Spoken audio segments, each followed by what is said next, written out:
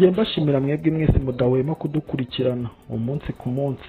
None tariki 6 Ukwakira turizihiza umutagatifu Bruno. Muri kumwe na Dusenge Gilbert. Naho mukanya.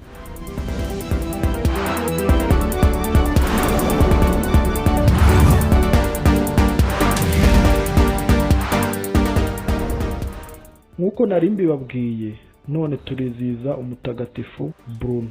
Bruno yavukiye i Cologne mu Budage mu mwaka w'1130. Kuva akiri muto yakundaga Bikira Mariya byahebuje. Aho atangiriye kwiga yabaye umuhanga cyane. Amashuri ayarangiriza muri kaminuza mu Bufaransa.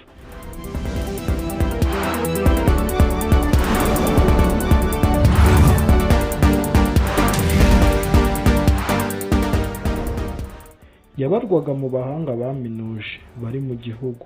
Ubwo buhanga ariko ntiyabukoresheje akurikije umukiro w'isi, ahubwo yahisemo kwiyegurira Imana aba umusaseridoti. Amaze kubuhabwa yabaye umwarimu. Icyo gihe abantu benshi bamushima umurava n'ubwitonzi akorana uwo murimo w'uburezi.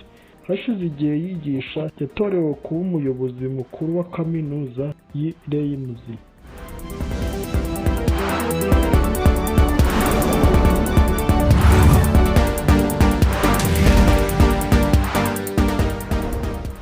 Nyuma bashaka kumutora ngabe umwepiskopi arabyanga. Agomba ndetse icyo gihe kujya kubisobanurira Papa. Mu mwaka w'1180 yiyumvisemo ko ahamagarirwa indi mibereho yo kurushaho kwitagatifuza, akitangira kwibabaza kandi akarushaho gusenga.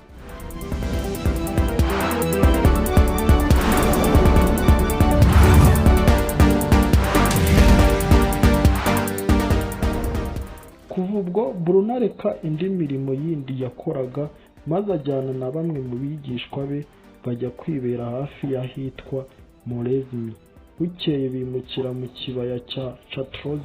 Niyo yatangiriye umuryango we ufite amategeko akaze yo kwihana no gusenga cyane.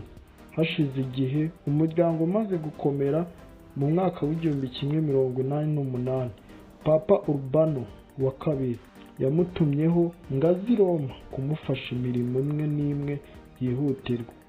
Nuko Bruno arumvira, yemera guhaguruka asezera kuri bagenzi be, araboneza ajya i Roma.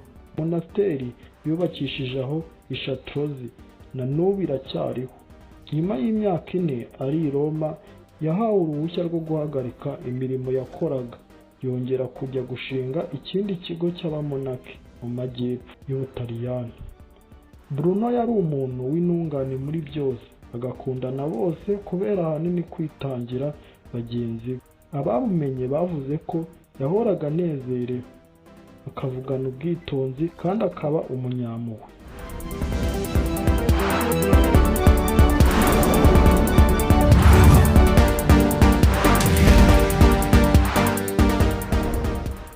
Bruno yapfuye afite imyaka 71 y'amavuko.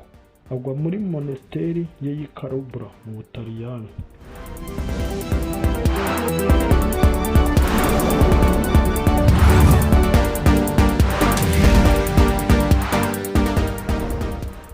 Nje mwari kumwe Dusenge Gilbert.